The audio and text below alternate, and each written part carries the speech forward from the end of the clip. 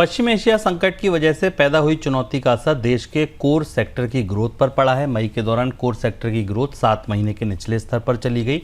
अप्रैल में यह आंकड़ा 1.8% था।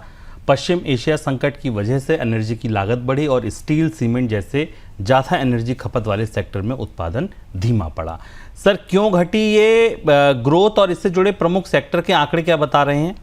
दो वजह थी। एक तो ये कि जो बेस इफेक्ट था, इससे पहले के थोड़े स्ट्रांग प्रिंट हमारे सामने थे कोर सेक्टर के, तो उसका असर दिखाई दिया। दूसरी बड़ी चीज जो एनर्जी की लागत है, और चूंकि एनर्जी की लागत कोर सेक्टर के सारे उद्योगों को प्रभावित करती है, स्टील है, सीमेंट है फर्टिलाइजर है, तो सबके ऊपर असर पड़ा है। कोल का मूवमेंट की डिमांड के बावजूद मोमेंटम कम हुआ, क्योंकि एनर्जी की लागत कंपनियों के लिए भी बढ़ी थी। और इसके साथ जो दूसरी महत्वपूर्ण बात है कि इंडस्ट्रियल डिमांड में भी गिरावट आई। हमने हाल फिलहाल में देखा भी कि बाजार में मांग में कमी दिखाई दी, तो कंपनियों ने उस हिसाब से भी अपने उत्पादन में कटौती की है।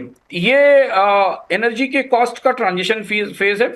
आने वाले दिनों में जब ये एनर्जी की कॉस्ट वापस उपभोक्ताओं तक पहुंचेगी, उसके बाद ये परिस्थिति बनेगी कि हम कोर सेक्टर के उत्पादन को कहीं टिकते हुए देखते हैं। और इसलिए अगर आप देखो कि जो भारत के आर्थिक विकास दर के आकलन हमें मिल रहे हैं हर हफ्ते या हर 15 दिन में, उनमें ये गिरावट पहले से ही बिल्ट की गई है, या इसका संकेत इसमें दिया गया है कि भारत के जो प्रमुख कोर सेक्टर हैं उनके उत्पादन में आने वाले समय में गिरावट और दबाव बना रहेगा।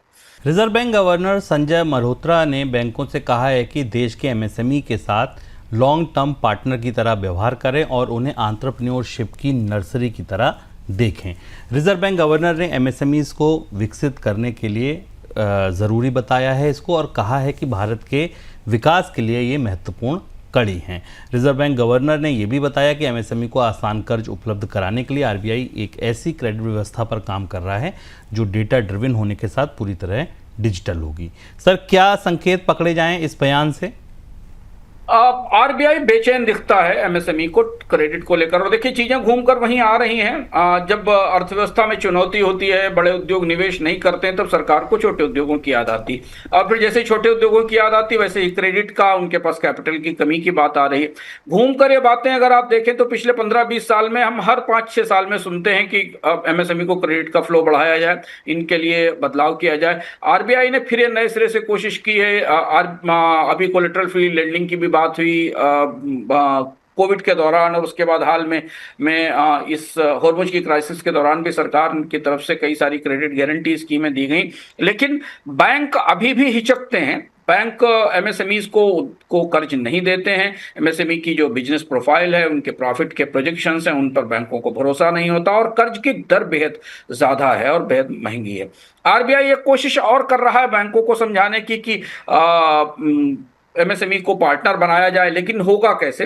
पहली चीज तो कर्ज की लागत कम करना जरूरी है, और आरबीआई इस वक्त ये बात कह रहा है जब कर्ज की ब्याज की दरें बढ़ने की तरफ बढ़ रही हैं। और दूसरी बड़ी चीज है कि एमएसएमई की जो वायबिलिटी है इन कंपनियों की, वो हमेशा सवालों के घेरे में रहती है। हम लोग इस पर चर्चा भी करते रहे पिछले 5-6 साल में। बार बार सरकार ने अपनी ही कंपनियों से ये कहा कि एमएसएमई के पैसे समय पर चुकाए जाएं, वो कंपनियां नहीं चुकाती हैं। तो कोशिश आरबीआई की फिर से है, क्योंकि रोजगार के लिए और खासतौर से देश के व्यापक हिस्से में, व्यापक भूगोल में अगर रोजगार चाहिए तो एमएसएमई को सस्ता और रेगुलर क्रेडिट तो चाहिए होगा। तो ये समस्या भी सामने है, समाधान भी सामने है। एक बार फिर नए सिरे से कोशिश हो रही है।